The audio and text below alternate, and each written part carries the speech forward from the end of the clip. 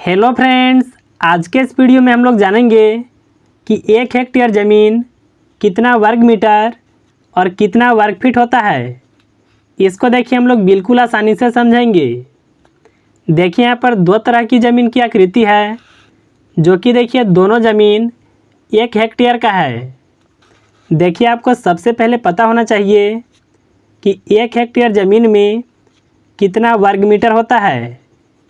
तो यहाँ पर देखिए लिख लेते हैं 1 हेक्टेयर बराबर, देखिए 1 हेक्टेयर में 10,000 वर्ग मीटर होता है।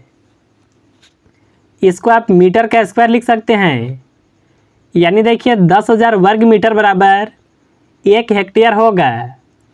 अगर देखिए आपका ज़मीन की जो आकृति है, अगर मान लीजिए वर्गाकार है, तो देखिए इसका जो लंबाई होना चाहिए वह होना चाहिए 100 मीटर।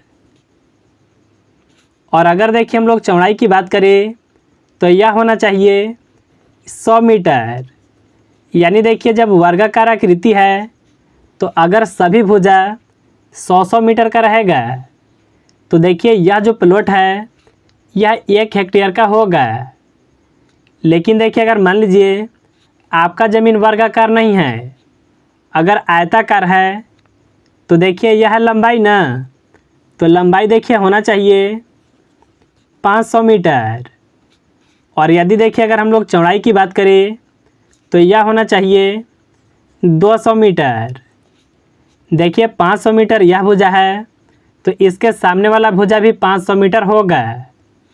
यानी देखिए इतना लंबाई और इतना चौड़ाई का कोई भी प्लॉट है तो वह 1 हेक्टेयर ज़मीन होगा। देखिए अभी हम लोग पता किए हैं 1 हेक्टेयर में वर्ग मीटर। अगर देखिए आपको यह पता करना होगा कि 1 हेक्टेयर ज़मीन कितना स्क्वायर फीट होता है। स्क्वायर फीट को हिंदी में वर्ग फीट कहते हैं। स्क्वायर फीट कैसे निकालेंगे?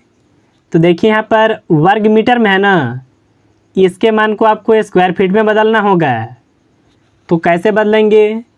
इसके लिए देखिए आपको सबसे पहले पता होना चाहिए कि 1 मीटर में कितना फुट होता है। देखिए 1 मीटर में होता है 3.28 फुट। यह देखिए 1 मीटर में है ना, आपको सबसे पहले पता करना होगा कि 1 वर्ग मीटर में, इसको आप ऐसे भी लिख सकते हैं, यह हो गया 1 वर्ग मीटर। तो आखिर इसमें कितना वर्ग फुट होता है? देखिए पहले से 1 था, केवल यहाँ पर वर्ग हुआ है ना। वर्ग का मतलब होता है कि आपको यही संख्या का 2 जगह गुना करना है, यानी 3.28 गुना 3.28। अगर देखिए आप इन दोनों संख्याओं का गुना करते हैं तो आपका आएगा 10.7584। यानी देखिए 1 वर्ग मीटर में इतना वर्ग फुट होगा। अब देखिए 10,000 वर्ग मीटर को हम लोग वर्ग फुट में बदलेंगे।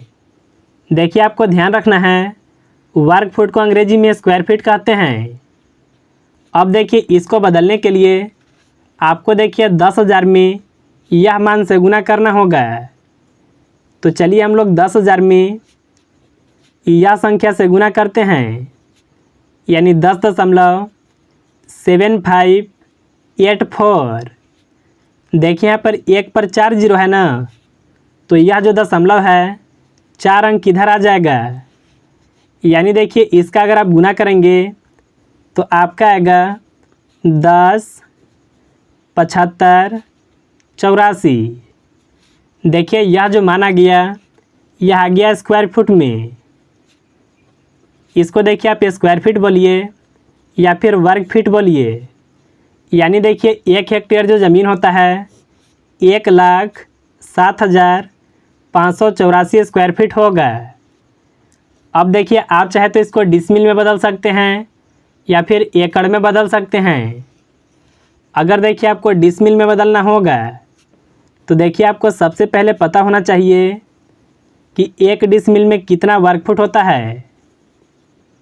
देखिए 1 डिसमिल में होता है 435.4 6 स्क्वायर फीट। देखिए यह जो मान है स्क्वायर फीट में है।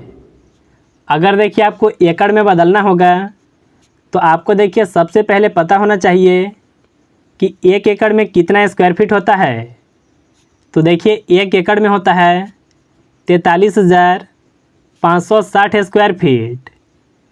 देखिए यह भी मान स्क्वायर फीट में है। अगर देखिए आपको डिसमिल पता करना है कि 1 हेक्टेयर में कितना डिसमिल होता है तो आपको देखिए यह मान में इससे भाग लगाना होगा।